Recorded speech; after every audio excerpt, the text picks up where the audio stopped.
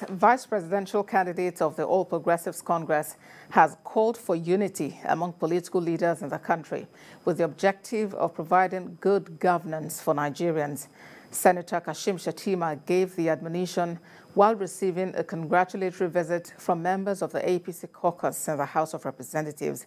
Ola Awakon reports.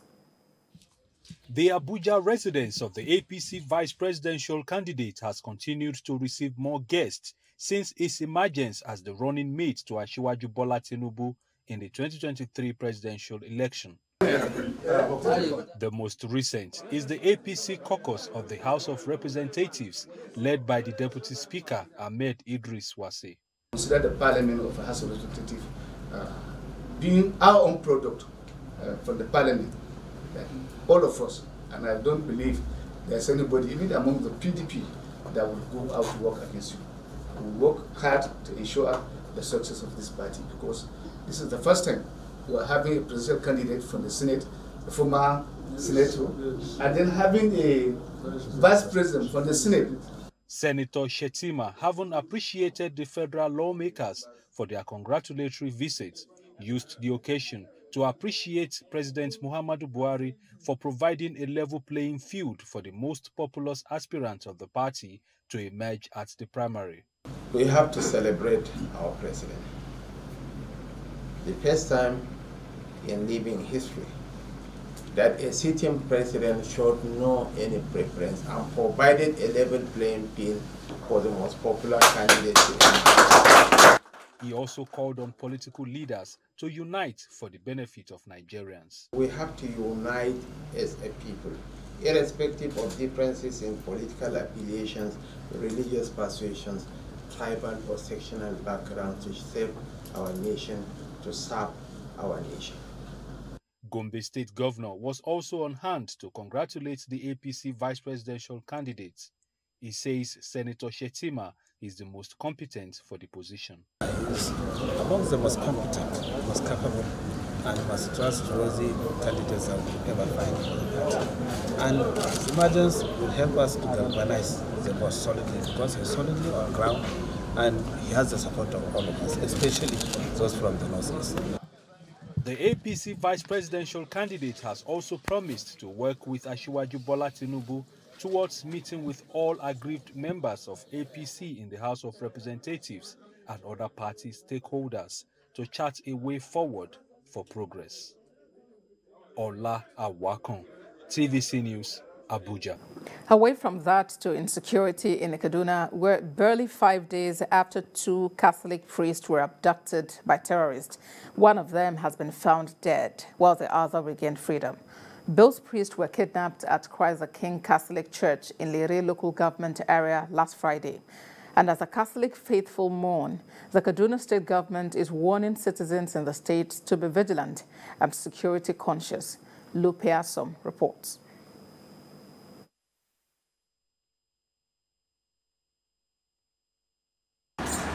It's another sad day for the Catholic faithful in Kaduna, as yet another priest was on Tuesday confirmed killed by armed terrorists. The incident comes 5 days after 2 of them were kidnapped at the rectory of Christ the King Catholic Church in Lere Local Council. The rector of the Diocese of Kafanchan says the decomposing body of the priest, identified to be Reverend Father John Mark Chetnum, was found at a nearby farm. They suspect he was gruesomely murdered by his kidnappers the very day he was abducted. The priest was until his death the coordinating chairman of the Christian Association of Nigeria in southern Kaduna, the director of communications, Catholic Diocese of Kafanchan, and the dean of the Kwoyi Deanery. But Reverend Father Donatus Cleopas, who was also kidnapped, was rather lucky. The rector revealed that he escaped from his abductors and has reunited with them. Residents of the state now live in fear, as they say nowhere is safe anymore. Nobody is safe as it is now.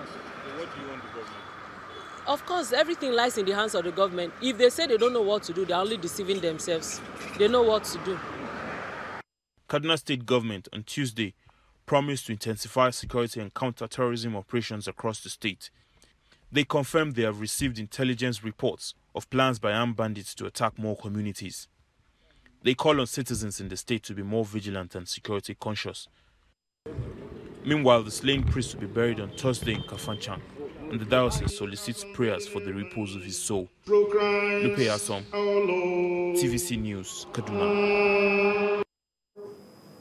In Yobe, residents of Gujba and Gilani local government areas are still counting their losses as more than 1,000 houses and properties have been submerged by flood.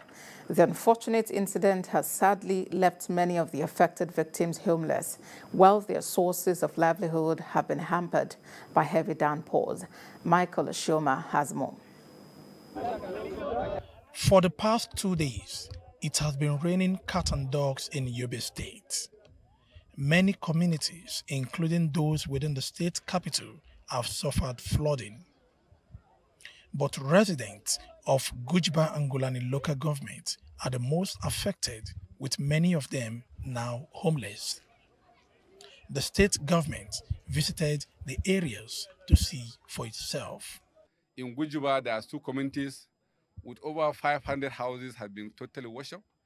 And in Gulani local government, we have visited 3 places with over 700 houses totally washed up. Their means of livelihood has been completely taken to zero level. And those 2 local governments, unfortunately, were the 2 local governments that were just recovering from the shocks of the Boko Haram. The bridge linking the 2 communities has also been eroded by the flood. The bridge linking the Gulani local government capital and the 8 remaining wards of the local government area to Damaturu and part of the country has been completely cut off. Residents of the 2 affected local government areas, Gujba and Gulani, are just trying to pick up the pieces of their lives after a decade-long insurgency, which had rendered many of them homeless in the past. Now, these floods have again destroyed their houses, leaving many of them without shelter. What an unfortunate incident. The state government has appealed to the federal government for urgent humanitarian action to alleviate the suffering of the victims. We are appealing for Mr. President through the NEMA and the Minister of Humanitarian Affairs to immediately come to the aid of the state government to alleviate the sufferance of these 2 local government areas. The affected villages are Kukua, Bunigeri, Bularafa, Bomsa, Bara, and others. Michael Ushoma, TVC News, Yobe.